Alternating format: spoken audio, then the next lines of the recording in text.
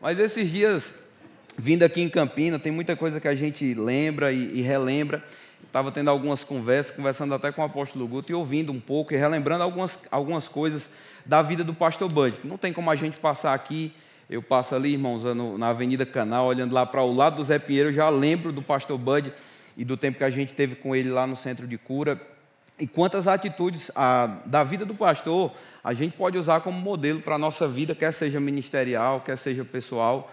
Mas eu acho que uma lição que a gente pegou, ouviu, e para mim fica como uma verdade muito forte da vida dele, era essa paixão que o pastor Bud tinha por fazer a vontade de Deus. Eu sei que às vezes, por causa de alguns exageros do passado, tem gente que acha que paixão é quase uma palavra errada, né?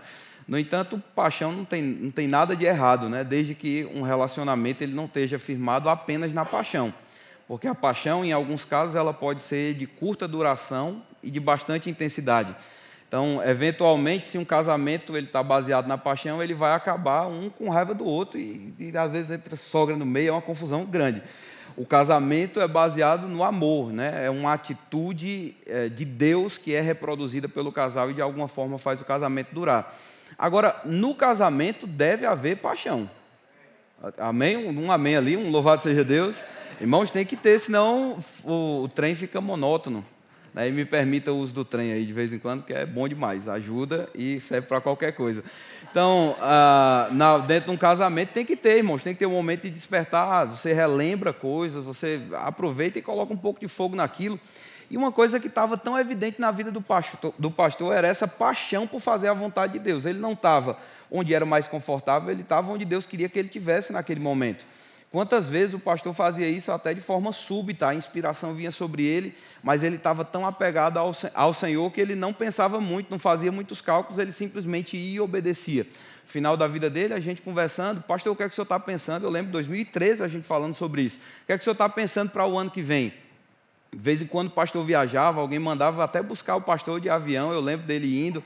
E ele gostava, irmãos, ficava animado com aquilo, mas aí perguntava, pastor, o que é que o senhor vai fazer no ano que vem? Ele disse, rapaz, eu não sei ainda, eu quero estar onde Deus quer que eu esteja, e aqui é o meu lugar agora, o centro de cura, ele falava. Um lugar onde não tinha tanta gente olhando, irmãos, e que, como foi pontuado, às vezes nem tinha a frequência que ele merecia, né? Mas eu lembro de um rapaz aqui, ele era daqui do ministério, chegou o pastor Bud e disse, pastor Bud, não fique triste não, só tem 2 pessoas, mas vai crescer. Ele disse, rapaz, se Deus estivesse guiando, Deus sabia que eu nem estou triste e que eu não estou olhando para o número de pessoas. Eu estou aqui porque Deus me mandou estar. Aí quem saiu triste foi o profeta, que veio entregar... Brincadeira, não saiu triste não. O pastor depois explicou para ele. Ele disse, rapaz, o verbo da vida começou em um lugar assim, não foi números, foi um ambiente que está sendo formado aqui. E graças a Deus pela paciência dele de nos ensinar, de nos explicar isso. Mas é interessante ver, irmãos, que essa maturidade de estar conectado à vontade de Deus envolve, e como eu estava falando, muitas das disciplinas que a gente estuda no Rema. Aproveitando que muito provavelmente a gente tem inscrições abertas do Rema ainda. Irmãos, o Rema salva vidas, viu? Para um cristão, eu posso te dizer, você pode chegar, talvez você pense, não, mas se eu buscar a Deus, eu chego lá sem precisar do Rema. Chega, irmãos, mas chega sofrido, viu? Se você quiser caminhar daqui para Brasília, você pode ir, você vai chegar lá, se Deus quiser. Se Deus quiser, você chega. Agora, irmãos, você pode ir de avião também, que ainda fica no ar-condicionado, você é servido, tem serviço de bordo, você come na faixa de 3 a 4 castanhas e ainda bebe água, se pedir, né? Então você escolhe como chega. O pastor Bud, irmãos, ele tinha essa definição de seguir a Deus, de ser guiado pelo Espírito. Lá em Atos, no capítulo 16, tem uma história onde Paulo ele estava desejando ir pregar na Ásia e ele provavelmente, irmãos, foi movido naquele momento porque ele estava vendo uma necessidade. E tudo certo, irmãos, você vê uma necessidade e querer suprir. Amém, irmãos? Amém. Tem uma coisa errada quando a gente vê uma necessidade e passa indiferente. Até porque, geralmente, se você viu a necessidade, é muito possível que Deus tenha te ungido para ser a resposta. Amém, irmãos? Amém. Às vezes a gente pensa que é porque o nosso olho é bom, é nada, Deus está te mostrando a tua área de atuação e talvez você não está vendo. E se não for, pastor, aí Deus avisa também, que foi o que aconteceu. O Espírito Santo impediu Paulo de entrar naquele lugar. Mais na frente, ele tenta ir para Bitínia. E, novamente, a Bíblia diz, o Espírito de Cristo não permitiu. 2 negativas, 2 sinais vermelhos. no coração, não vá. Logo, irmãos, em seguida, o apóstolo Paulo tem uma visão de um rapaz, de um jovem macedônio, pedindo para que ele fosse até aquele lugar. Então, aqui a gente já tem essa instrução da matéria, como ser dirigido pelo Espírito, de forma muito clara. Irmão Reagan fala sobre várias formas de nós sermos guiados, né? A primeira delas é pela palavra de Deus. Se a palavra de Deus fala uma coisa, irmãos, obedeça sem questionar, viu? Se a palavra diz, maridos, amai vossas esposas, você não precisa ser guiado pelo Espírito para amar a sua esposa, né? Cuidar da minha família. Se Deus me guiar, eu vou dar um presente para esse menino no dia do aniversário. Você não precisa fazer isso não, irmãos. Você pode simplesmente seguir a instrução clara da palavra de Deus. Mas existem outras formas, eu não quero me delongar aqui, mas a Bíblia fala sobre o testemunho interior, que é uma dessas formas primárias. Essa forma de guiar, que talvez você não ouviu um anjo, você não ouviu uma voz, não teve uma visão, mas existem essas impressões. O irmão Reagan até fala que é como se fossem esses sinais do farol. Você pode perceber um vermelho, um amarelo ou um verde. Amém? Lembrando que esse farol, ele está posicionado no seu espírito. Não é assim? É por meio do Espírito que ele vai nos guiar, que ele vai nos iluminar. Às vezes, irmãos, a gente fica com esse farol, que deve ser no Espírito, colocado na nossa própria alma, né? Eu não sei se você já teve essa experiência. Lá em Goiânia tem algumas avenidas que, eventualmente, quando chove, eles têm que fechar as comportas lá para ninguém passar e não enfrentar uma inundação, um alagamento. E eles têm lá luzes sinalizadoras, né? E essas luzes sinalizadoras do Espírito, elas vão te indicar não apenas o livramento de um perigo, mas o livramento do principal perigo, que é estar fora da vontade de Deus. Às vezes, se a gente transfere esse farol para a nossa alma, irmãos, a gente vai fazer cálculos colocando a nossa vida como sendo mais preciosa do que o que ela deveria ser naquele momento. Eu sei, irmãos, a gente tem que se preservar, e isso é óbvio. Apóstolo Paulo até fala sobre essa coisa de desgastar. Ele diz que existiam coisas que talvez não valiam a pena, mas graças a Deus também existem coisas que valem a pena. A gente desgastar a nossa alma, desgastar a nossa vida em favor de pessoas, em favor de cumprir a vontade de Deus. Mas finalmente, irmãos, essas luzes no Espírito, elas servem como esse guia, nos mostrando o caminho que nós devemos seguir na nossa trajetória espiritual. Imagina você, irmão, ser jogado na selva amazônica e tentar escapar de lá sozinho. Eu não sei se você já viu alguns desses programas. Eu vi uma vez um cara falando como sobreviver lá na selva. Ele disse, você vai, procura uma fruta, né? Se você comesse essa fruta, o que é que você acha? O cara, rapaz, uma fruta parece bonita. Ele morria. Se você comesse essa daqui, você morria, porque essa daqui mata. Aí daqui a pouco você escolhe 2 caminhos. Que caminho você ia seguir? Aí o cara, não, eu segui aquele caminho que parece mais seguro. Pronto, ia ser o almoço da onça. Você não pode ir por aqui, porque aquele caminho de alguma forma é morte, né? E aí o que é que o cara faz para entrar? Tem gente que quer ter essa experiência da selva, né? O cara quer saber como é que faz. Você vai com um guia, com alguém que conhece aquele lugar, às vezes com uma palma da mão. Ou mesmo que a pessoa não saiba que caminho está, ela já está tão adaptada àquele ambiente que ela vai te guiar onde você deve ir. Eu tenho uma boa notícia para você, irmãos. O Espírito Santo que veio habitar dentro de você, ele conhece a trajetória dessa vida, ele conhece o coração de Deus, ele não vai deixar você pegar o caminho errado. Ele pode te guiar, mesmo que talvez não seja o caminho óbvio, mas certamente é o caminho seguro, porque é o lugar da vontade de Deus para a sua vida. Que desperdício, irmãos, deixar de lado o conselho de alguém que já passou por aqui. É a primeira vez que tu está passando por essa vida, moço. Não escute qualquer voz, não siga qualquer instrução, deixa o Espírito Santo te guiar e você vai ter sucesso, né? O irmão Reagan fala sobre várias outras formas, eu não vou me delongar aqui, mas você pode estudar um pouco mais. Veja a matéria do Rema, você vai ter o testemunho interior, aquela voz autorizada do Espírito Santo, quando muitas vezes as coisas ficam realmente mais claras, um comando é dado. Existe a possibilidade até mesmo de você ser guiado por sonhos e visões. Em uma esfera, irmãos, é muito interessante isso. Aqui mesmo o apóstolo Paulo, ele foi negado pelo Espírito de entrar em um lugar, mas de repente ele teve a visão de um rapaz dizendo, vem aqui, passa para cá e nos auxilia. E eu vou lhe avisar, irmãos, quando Deus tem que fazer dessa forma para avisar alguém, ou aquela pessoa está um pouco surda para as instruções que foram dadas anteriormente, ou te prepara, viu? Porque vem coisa aí. No caso de Paulo, em Atos no capítulo 16, o que foi que aconteceu? Quando ele viu aquele meninozinho dizendo, ei, pregador, vem aqui, passa aqui, dá uma força. Paulo vai, irmãos, vou só parafrasear aqui, é uma das histórias favoritas da minha filha. Ele acabou preso, apanhando e tendo a oportunidade, irmãos, de esperar em Deus por um milagre dentro daquela prisão, né? A visão não guiou ele para o hotel 5 estrelas que tinha lá, não. A visão guiou Paulo, irmãos, para perseguição e problema.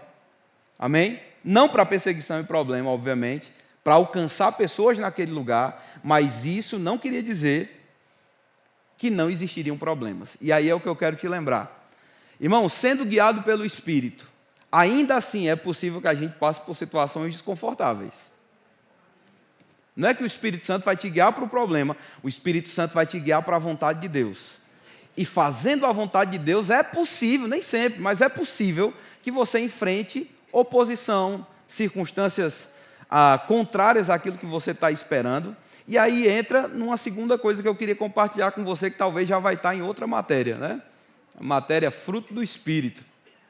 Às vezes a gente pensa, não, pastor, Deus vai me guiar em paz e alegria. Então, se eu estou vendo um problema ali, Deus está mandando ir para aquele lugar, eu não vou não. Diabo é isso, irmão, tu está usando a matemática errada, viu? Se Deus está te guiando para um lugar que está com problema, significa que tu vai levar a resposta. Se você está indo para um lugar e eventualmente a tua paz vai ser atacada, eu tenho uma notícia maravilhosa, irmãos. Eu lembro do pastor Bud falando, às vezes pessoas querem entender como funciona essa vida no amor ou a vida no Espírito. E ele resumia isso, dizendo que a vida do Espírito é a vida no fruto do Espírito, uma vida no amor. Romanos, no capítulo 8, quando Paulo vai falar sobre ser guiado pelo Espírito, ele usa uma palavra bem interessante, que é a palavra ago. Você me perdoe, o grego enferrujado, está com algum tempo que eu não vou em Fortaleza, eu vou ter que rever minha família para a gente conversar mais, eu ouvir um pouco mais. Mas Paulo vai dizer para eles lá no versículo 13, ei, vocês não são mais conduzidos pela carne, vocês têm que mortificar os feitos do corpo. E no versículo seguinte ele vai dizer, porque aqueles que são guiados pelo Espírito são o que, gente? Filhos de Deus. Essa palavra, ago, para conduzir, para ser guiado, dá a ideia de alguém que gentilmente é levado pela mão. Alguém que está sendo levado a um lugar. Quantos aqui são guiados pelo Espírito? O Espírito Santo, irmãos, ele quer te guiar para o lugar que você precisa ir. Amém, irmãos? João 10,10 fala que Jesus é o bom pastor.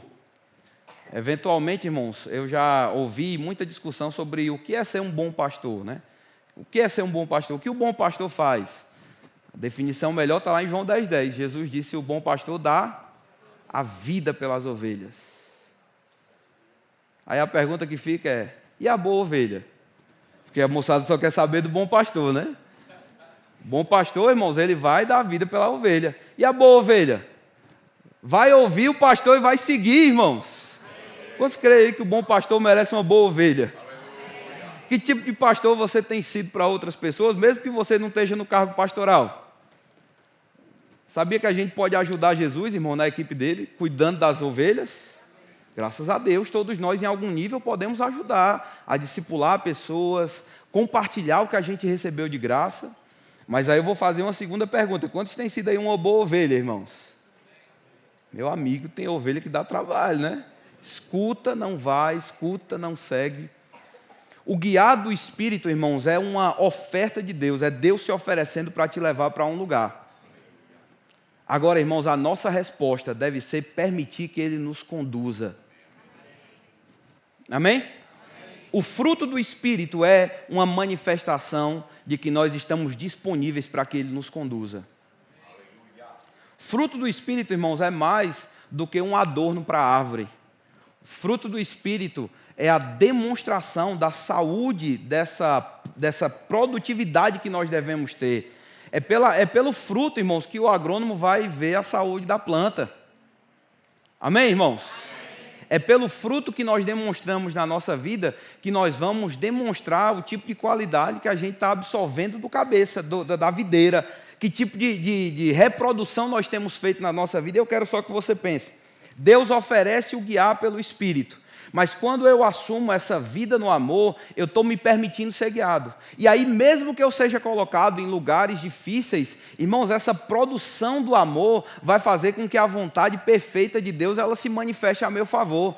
No caso de Paulo, irmãos, eu posso dizer que Paulo, mesmo estando debaixo de pressão em Atos no capítulo 16, foi exatamente a presença dele naquele lugar e a atitude dele de frutificar, mesmo estando preso, que fez com que o sobrenatural rompesse as cadeias e de alguma forma muitas outras pessoas experimentassem libertação e salvação por causa daquilo que ele estava desenvolvendo, daquela atitude que Paulo tinha desenvolvido na sua vida. Então eu posso te dizer, irmãos, que o fruto caminha juntamente com esse ser guiado.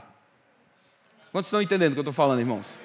Quem é filho é guiado pelo Espírito. Quem é guiado pelo Espírito vai manifestar essa nova natureza, esse novo reino, esse novo pertencimento, porque agora nós podemos manifestar isso aqui embaixo.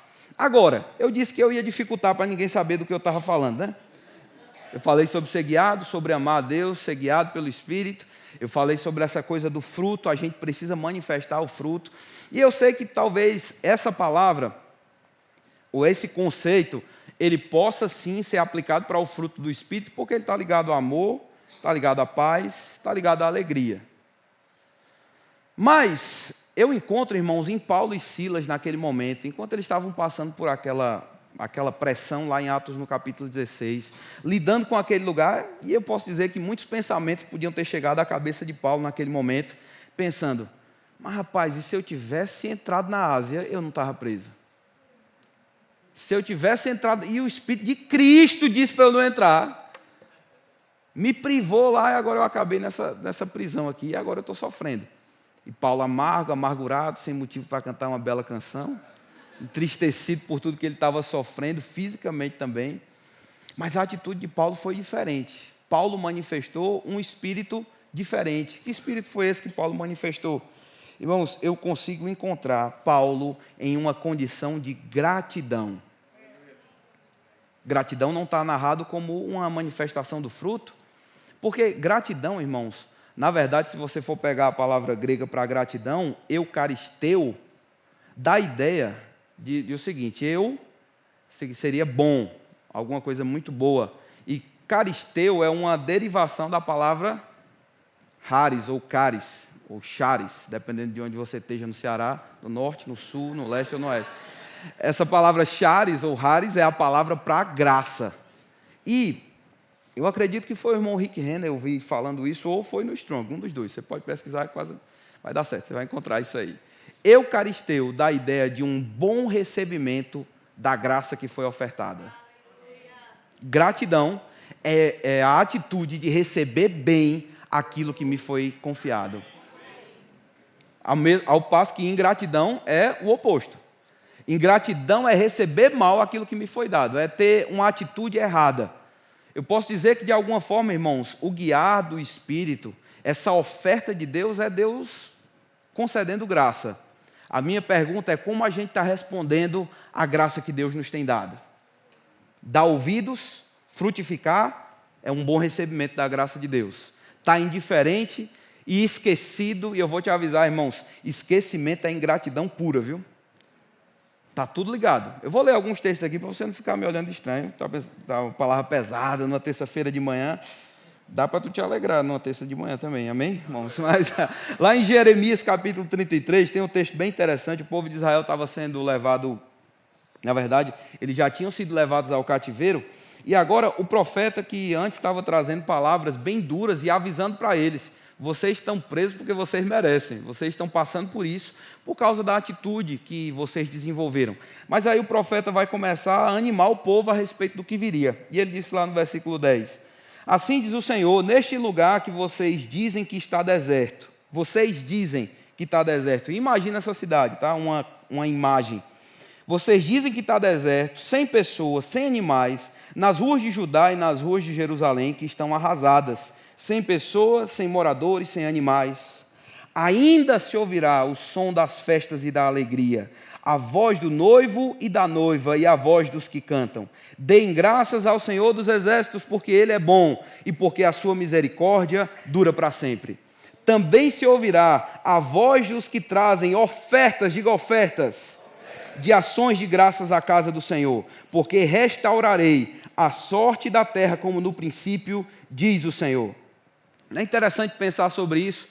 A figura aqui, irmãos, é uma figura caótica, a imagem de uma cidade destruída, uma imagem de uma vida arrasada.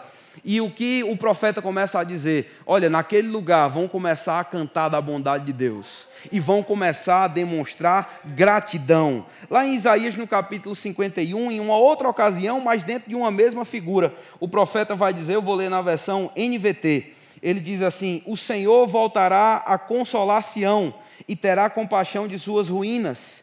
O seu deserto florescerá como Éden, a sua terra desolada como o jardim do Senhor. Ali haverá alegria, exultação e cânticos de gratidão encherão o ar. Eu não vou ter tempo para ler tudo, irmãos, nem quero fazer isso, mas eu vou te mostrar um princípio. Veja no Novo Testamento, gratidão e a atitude de gratidão, mesmo em situações difíceis, geralmente vai preceder a operação de milagres. Jesus deu graças, então multiplicou o pão e o povo que estava com fome comeu. Diga amém, diga aleluia. Irmãos, gratidão vai abrir portas para coisas que Deus vai fazer. Porque significa que nós estamos recebendo bem. A Bíblia diz, irmãos, canções de gratidão encherão o ar. Eu não queria dar esse exemplo não, porque minha filha está aqui na primeira fila, mas eu vou dar, irmãos. Há alguns anos atrás, acho que no ano passado, né? Eu tinha passado alguns anos sem tirar férias, não aconselho ninguém a fazer isso. Mas estava alguns anos sem, o tempo não dava, encaixava, não deu certo. Programei umas férias para ir com ela, para onde ela queria ir para os Estados Unidos. Está de fone ela? Ainda bem, porque senão ia ver, viu, irmãos? Aí está ligada. Aí programa tudo, organiza, vamos juntar, irmãos, junta daqui, junta dali. Você aperta a programação toda para fazer o que ela queria. Qual era o sonho? Conhecer o zoológico do Madagascar. Vamos para lá, a gente vai se programar, vai para Nova York, irmãos, chega lá, Nova York, nessa idade, irmãos, eu não passava do Parque Potira, eu subindo assim para Fortaleza, você não sabe o que é isso não, rapaz, se prepara aí, ficava no máximo contemplando a oca que tem lá no Tabapuá, um abraço povo de Calcaia, olhando para a oca, a menina para Nova York, chega lá e diz, vamos no zoológico do Madagascar, aquele do filme, vamos lá, chega lá, irmãos, a menina animada, feliz, vou conhecer os animais, vou conhecer o Alex, vou conhecer os animaizinhos, os personagens. Aí alguém chega para ela, ela pergunta, e cadê o leão? Aí disse, não, aqui não tem leão, não. Aí disse, não tem leão nesse zoológico? Tem, rapaz, lá na Bica, em João Pessoa tem. Aqui não tem leão, um leão só para dar o tapeia para essa menina. Irmãos, ela se jogou no chão chorando. Isso que foi? Não tem leão no zoológico em Nova York. Bicho ingrato. Aí eu ouvindo, né? Aí a Manu foi consolar, ela disse, não, filha, não tem, o leão está morando lá na África. Ela disse, eu quero ir para a África, eu não quero essa cidade. É bonitinho, né, irmãos? Eu vou te dizer, eu não vou te dizer o que meus pensamentos cearenses reproduziram aqui por dentro na hora não, mas eu vou te avisar, resumir com isso. Ingratidão é normal para criança.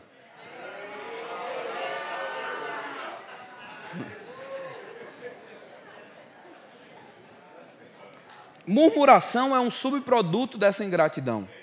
Paulo diz, irmãos, que nessa última era, a gente ia encontrar muita gente nessa condição, acaristos, pessoas que não têm gratidão nenhuma pelo que elas receberam.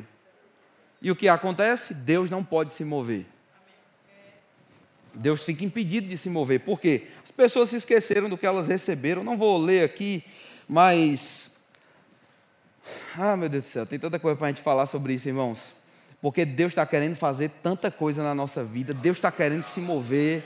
Ele está esperando, irmãos, uma nota de gratidão, às vezes, sair da nossa boca, para que milagres comecem a operar. Mas a nossa atitude vai abrir portas ou vai fechar portas para as coisas que deveriam acontecer. Finalmente, irmãos, gratidão vai proteger o teu coração. Não sei se você já leu Atos no capítulo 4, a Bíblia fala sobre um irmão chamado José, que de repente decidiu dar uma oferta na igreja e vendeu uma coisa lá e deu tudo que ele tinha. Foi tão querido que ganhou o nome de Barnabé. Capítulo seguinte, irmãos, um casal olhou assim e disse, não sei se começou da mulher, tá? Um dos dois conversaram. Disseram, mas rapaz, quer dizer que Zé agora é Barnabé. E tu não pensa em ganhar um nome desse, não? Mas, rapaz, era bom, né, bicho? Como é que pode? Os caras deram um apelido bom desse para ele e estão me chamando de orelhão, estão me chamando de outras coisas. Eu quero um nome igual de José, um apelido bom. Vou fazer a mesma coisa. Chega lá, dá com a intenção errada, irmãos, acabou ganhando o nome de finado, defunto, morreu. E Pedro, quando vai falar para ele, diz: por que você deixou Satanás encher o teu coração? Por que você deixou esse veneno ser lançado em você, de forma que você foi completamente contaminado? Irmãos, enquanto não está completamente contaminado, tem cura, mas depois que contamina por completo, infelizmente, irmãos, juízo vai chegar. Isso não acontece só com ele, não. Veja o que aconteceu com Judas. Judas, irmãos, era uma bênção enquanto estava como tesoureiro ladrão. Enquanto ele estava como tesoureiro ladrão, ele estava tranquilo. Até o dia que ele leva uma repreensão pública de Jesus, dizendo: ei, pare de repreender essa mulher que quebrou o vaso aqui. Isso não é assim, não. Ela está certa e você está errado. Capítulo seguinte, chega Judas e diz: ei, pega Jesus, que esse bicho ele não tem liderança nenhuma, não. Ele não, isso não tem um... E depois é dito, irmãos, que Satanás encheu o coração dele. Deixa eu te dizer, irmãos, não deixe ingratidão abrir porta para que Satanás te envenene de alguma forma. Ah, não, pastor, mas eu sou gente boa, não vou ficar assim, não. Irmãos, não é questão de ser gente boa. A questão é que ingratidão vai amargar, vai destruir aquilo que Deus está fazendo. E a gente não pode fazer isso. Eu quero te animar nessa manhã, viu? Não fique triste, não, irmãos. Fique cheio de expectativa por causa das coisas que Deus está para fazer. Salmo capítulo 50, no versículo 23, diz que as ações de graças, essa que no Novo Testamento vai ser conhecida como Eucaristia, em alguns casos ela é um sacrifício. Significa que muitas vezes, na hora que a gente está passando pressão, a nossa alma e o nosso corpo vai trazer a nossa atenção para o que está acontecendo ali. E eu ofereço, irmãos, esse sacrifício também. Eu sei que no Antigo Testamento era literalmente um sacrifício dentro da ordem ritual que eles tinham. Mas eu posso dizer que no Novo Testamento, irmãos, você pode também, talvez como Paulo e Silas, em um momento onde você poderia considerar o que está vindo contra, irmãos, decidir oferecer a Deus: Senhor, eu sou grato pelo que o Senhor está fazendo na minha vida. Eu sou grato porque até aqui o Senhor não me esqueceu e certamente não vai me esquecer. E enquanto nós ofertamos ações de graças, ah, pastor, está difícil. Irmãos, lá no Salmo a gente encontra Davi tendo uma conversa dura com ele mesmo. Eu não sei se na frente do espelho, você talvez não tenha um espelho aqui, você tem uma câmera de selfie. Se quiser, você pode ligar assim e ficar olhando e dizer: bendize, ó minha alma, ao Senhor. E tudo que há em mim, bendiga o seu santo nome. Bendize, ó minha alma, ao Senhor, e não te esqueças de nenhum só dos seus benefícios. Porque, irmãos, quando a gente está passando situações de pressão e talvez a gente pensa que Deus nos colocou naquele lugar, a gente fica considerando só o que está pressionando naquele lugar e a gente tem que fazer esse exercício de chacoalhar a alma. Olha para o seu vizinho aí, irmão, chacoalha ele aí na cadeira dele e diga: te anima, criatura. Você tem motivos de dar graças a Deus, você tem motivo de louvor. Irmãos, Davi, no momento difícil da vida dele, eu já estou encerrando com isso. Lá em 1 Samuel, no capítulo 30, por causa de uma decisão militar, aqueles homens que estavam com Davi acabaram perdendo as mulheres e as crianças. Imagina a raiva que o povo estava de Davi, irmãos. A ponto de dizer: a gente vai apedrejar esse bicho agora. Joga pedra em Davi agora. Bicho, perdi minha mulher, perdi minha filha. Irmãos, quando Davi viu todo mundo se voltando contra ele, ele tinha a opção de sucumbir como líder, e dizer: rapaz, eu não aguento mais não, quer saber de uma coisa? Eu estou desistindo do plano de Deus. O que ele fez? Davi se reanimou no Senhor. Eu quero deixar essa palavra para você hoje de manhã. Irmão, não importa o que você está passando, não. Você pode se reanimar no Senhor. Como, pastor? Lembra do que ele já fez. Tu está aqui alimentado direitinho, irmãos, com essa cara boa, é porque Deus tem cuidado bem de você. Mas enquanto a gente considera a paisagem à nossa volta, irmãos, a gente está se desqualificando para o que vai acontecer. Deixa eu te avisar, teve uma geração todinha que morreu por causa de ingratidão. Eu queria colocar essa imagem para finalizar pela 8ª vez, por gentileza. Pode colocar aí. Essa é muito bonita, mas... Reclamação é o hino do deserto. Mas gratidão é a canção de celebração, irmãos, por essa terra que Deus está concedendo para nós. Uma geração murmuradora ficou para trás, mas uma geração que decidiu, irmãos, ficar com os feitos do Senhor e continuar cantando a sua bondade, irmãos, possuiu uma terra restaurada. Eu declaro restauração sobre a tua vida, restauração sobre a tua casa. Eu declaro que você vai cumprir a vontade de Deus, você vai correr a carreira, e independente do que aconteceu, irmãos, bota uma canção de gratidão na sua boca, deixa isso transbordar para Deus, para as pessoas, para o seu pastor, para a sua mulher, para os seus filhos. Deixa gratidão ser a canção da sua vida, e eu te garanto, irmãos, você vai experimentar dias de vida e de paz, em nome de Jesus, amém. Deus abençoe você.